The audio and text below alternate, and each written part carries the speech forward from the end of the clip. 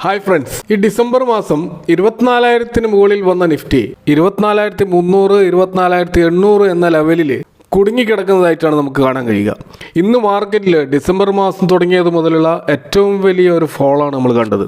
332 point താഴോട്ടേക്ക് വന്ന് ഏകദേശം 1.35% ഒരു ഫോളാണത്. നിഫ്റ്റി ഇപ്പോൾ ക്ലോസ് ചെയ്തിരിക്കുന്നത് 24,336 എന്ന ലെവലിലാണ്. 300-ന് താഴെ പോയിട്ടില്ല എന്ന് നമുക്ക് വേണമെങ്കിൽ ആശ്വസിക്കാം. 24,200 ഒരു മേജർ സപ്പോർട്ടാണ്. അതുവരെ താഴാനുള്ള ഒരു വീക്ക്നെസ് നിഫ്റ്റിയിൽ ഇന്ന് നമുക്ക് കാണാൻ കഴിഞ്ഞു.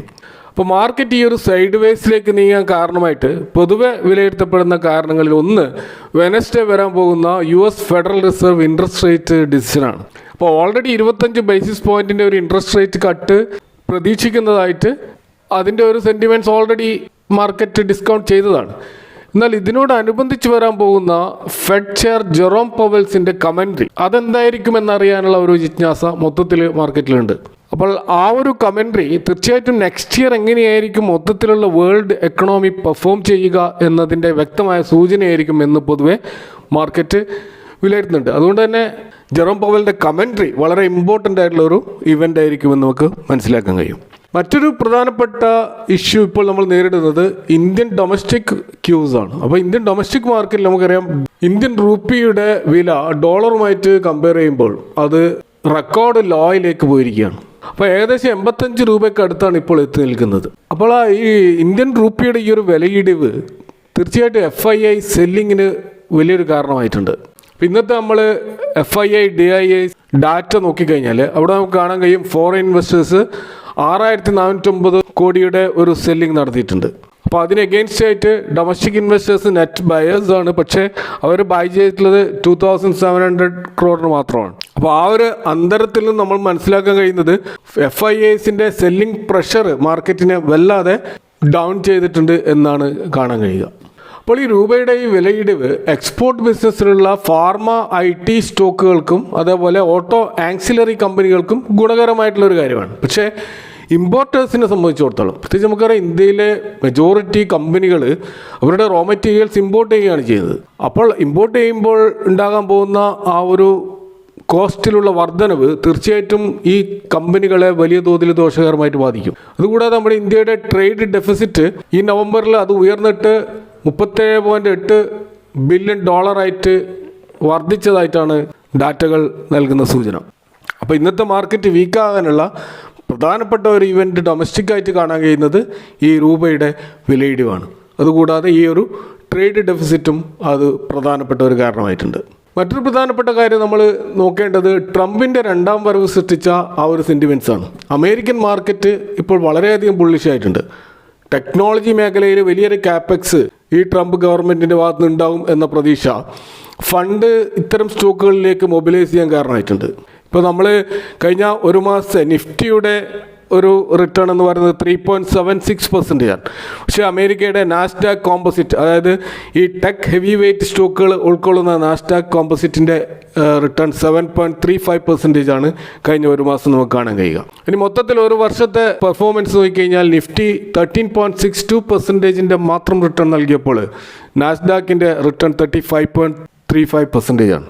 ഇന്നത്തെ മാർക്കറ്റിലും നമുക്ക് ഈ ഒരു വ്യത്യാസം കാണാൻ കഴിയും. ഗ്ലോബൽ ക്യൂസ് ഒരിക്കലും ഇന്നത്തെ മാർക്കറ്റിനെ ഡൗൺ ചെയ്തിട്ടില്ല എന്ന് നമുക്ക് മനസ്സിലാക്കാൻ കഴിയും. കാരണം നാസ്ഡാക്ക് 1.24% അപ്പായപ്പോൾ ഇന്ത്യൻ മാർക്കറ്റ് 1.41% താഴോട്ടേക്ക് വന്നത്. അപ്പോൾ അമേരിക്കയിലേക്ക് വൻതോതിൽ ലോകത്തിൻ്റെ നാനാഭാഗത്തു നിന്നും ഫണ്ട് ഒഴുകുകയാണ് എന്നാണ് ഇതിൽ നമ്മൾ മനസ്സിലാക്കേണ്ടത്. ഈവൻ ചൈനയിൽ ഉണ്ടായിട്ടുള്ള സ്ലോ ഡൗണും ആ ഫണ്ടുകൾ കൂടുതൽ അമേരിക്കയിലേക്ക് നീങ്ങാൻ കാരണമായിട്ടുണ്ട് എന്നാണ് മൊത്തത്തിൽ മാർക്കറ്റ് വിലയിരുത്തുന്നത്. അപ്പോൾ നിഫ്റ്റിയുടെ ഈ ഒരു കൺസോളിഡേഷൻ ഈ ഒരു പേസ് ഈ മാസവും അത് തുടർന്നു പോകാൻ തന്നെയാണ് സാധ്യത കാണുന്നത്. അപ്പോൾ വലിയൊരു മൂവ് നടക്കണമെങ്കിൽ 24,800 എന്നുള്ള ആ ഒരു ലെവൽ നിഫ്റ്റി ബ്രേക്ക് ചെയ്യണം.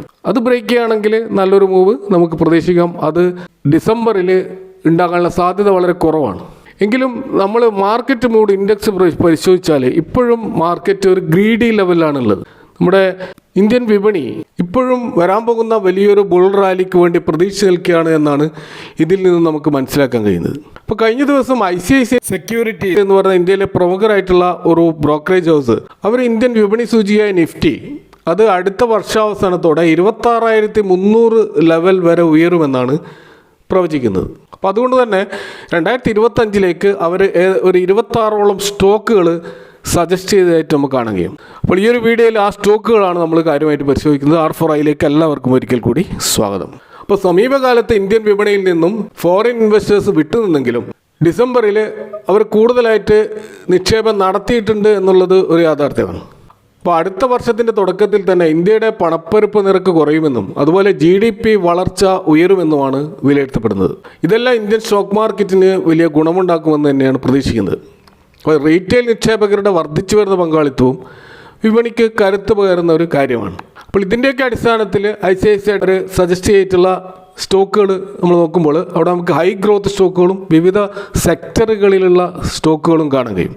കൂടാതെ അത് large cap, small cap, mid cap സെഗ്മെൻറ്റിൽ ഡിസ്ട്രിബ്യൂട്ട് ചെയ്യപ്പെട്ടുകൊണ്ട് വളരെയധികം ഡൈവേഴ്സിഫൈ ചെയ്ത് കൊണ്ട് ആണ് ആ ഒരു സ്റ്റോക്കുകൾ നമുക്ക് കാണാൻ കഴിയുക.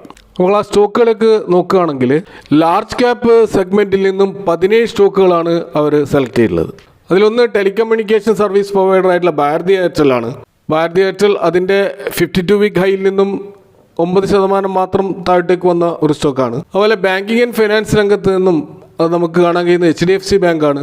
അത് അതിൻ്റെ 52 വീക്ക് ഹൈയോട് അടുത്താണ് ഇപ്പോൾ നിൽക്കുന്നത്. അതുപോലെ SBI സജസ്റ്റ് ചെയ്തിട്ടുണ്ട്. SBI അതിൻ്റെ 52 വീക്ക് ഹൈയോട് അടുത്ത് തന്നെ ഏകദേശം 6% ഒരു കറക്ഷൻ മാത്രമാണ് അതിലുണ്ടായിട്ടുള്ളത്. മറ്റൊരു സ്റ്റോക്ക് നോൺ ബാങ്കിങ് ഫൈനാൻസ് രംഗത്ത് നിന്നുള്ള ബജാജ് ഫിനാൻസ് ആണ്. വളരെയധികം കൺസോളിഡേറ്റ് ചെയ്ത ഒരു സ്റ്റോക്കാണ്. ഇപ്പോൾ അത് 52 വീക്ക് ഹൈയോട് അടുത്ത് ഏകദേശം 8% താഴെയാണ് ട്രേഡ് ചെയ്യുന്നത്. അതുപോലെ ICICI ലാർജ് ക്യാപ്പിൽ ഓട്ടോമൊബൈൽ സെലക്ട് ചെയ്തിട്ടുള്ളത് മഹീന്ദ്ര ആൻഡ് മഹീന്ദ്രയാണ്.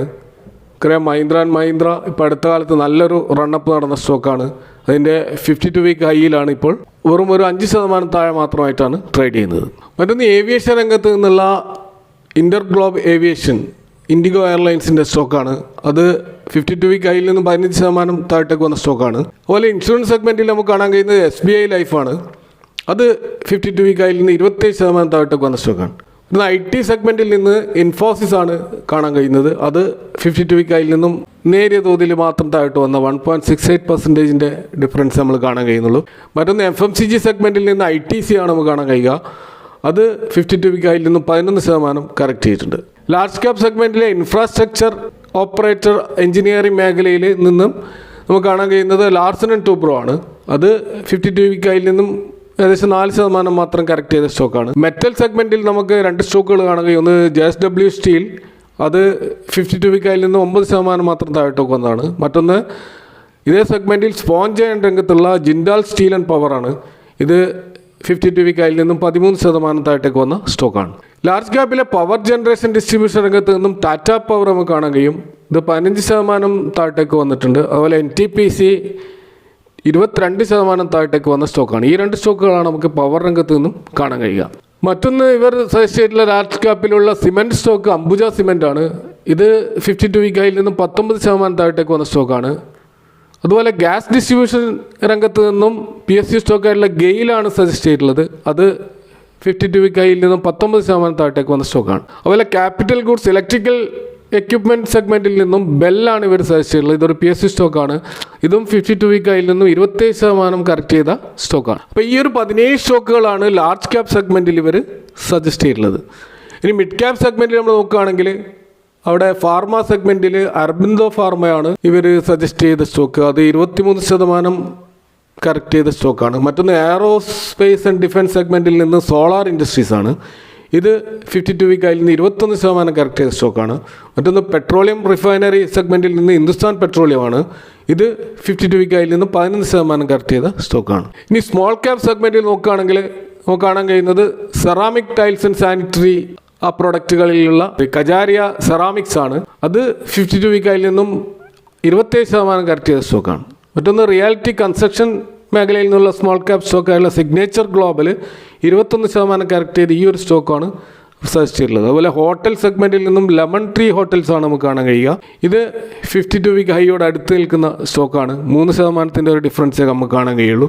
അതുപോലെ ഫാർമ സെഗ്മെൻറ്റിലുള്ള സ്മോൾ ക്യാപ്പ് സ്റ്റോക്കായിട്ടുള്ള പിരമൽ ഫാർമ ഇവർ സജസ്റ്റ് ചെയ്തിട്ടുണ്ട്. അത് 15% കറക്റ്റ് ചെയ്ത സ്റ്റോക്കാണ്. അതുപോലെ സ്റ്റോക്ക് കമ്മോഡിറ്റി ബ്രോക്കർ സെഗ്മെൻറ്റിൽ നിന്നും ഏഞ്ചൽ വൺ ആണ് ഇവർ സജസ്റ്റ് ചെയ്തിട്ടുള്ളത്. അത് 19% താഴത്തേക്ക് വന്ന സ്റ്റോക്കാണ്. അതുപോലെ കെമിക്കൽ സെഗ്മെൻറ്റിൽ നിന്ന് ഒരേ ഒരു സ്റ്റോക്ക് മാത്രമേ നമുക്ക് മൊത്തത്തിൽ കാണാൻ കഴിയുള്ളൂ. അത് നവീൻ ഫ്ലോറിനാണ്. അത് 52 വീക്ക് ഹൈയിൽ നിന്നും 11% കറക്റ്റ് ചെയ്ത സ്റ്റോക്കാണ്. മിഡ് ക്യാപ് സെഗ്മെൻറ്റിൽ നിന്ന് അതുപോലെ സ്മോൾ ക്യാപ് സെഗ്മെൻറ്റിൽ നിന്ന് 9 സ്റ്റോക്കുകളും ലാർജ് ക്യാപ്പിലെ 17 സ്റ്റോക്കുകളും അടക്കം ടോട്ടൽ 26 സ്റ്റോക്കുകളാണ് ഇതേപോലെ ഇവിടെ അവർ 2025 നമുക്ക് വാങ്ങാവുന്ന സ്റ്റോക്കുകളായിട്ട് സജസ്റ്റ് ചെയ്യുന്നത്. അപ്പോൾ അതിൻ്റെ അർത്ഥം ഇത് നമ്മൾ ഡയറക്റ്റ് പോയിട്ട് വാങ്ങുക എന്നുള്ളതല്ല. തീർച്ചയായിട്ടും കൂടുതലായിട്ട് പഠനം നടത്തിക്കൊണ്ട് നിങ്ങളുടേതായ ഡിസിഷൻ എടുക്കുക. Thank you for watching. ഈ സ്റ്റോക്കുകളെ കുറിച്ചുള്ള നിങ്ങളുടെ അഭിപ്രായങ്ങൾ പങ്കുവെക്കുക. See you next time with another video.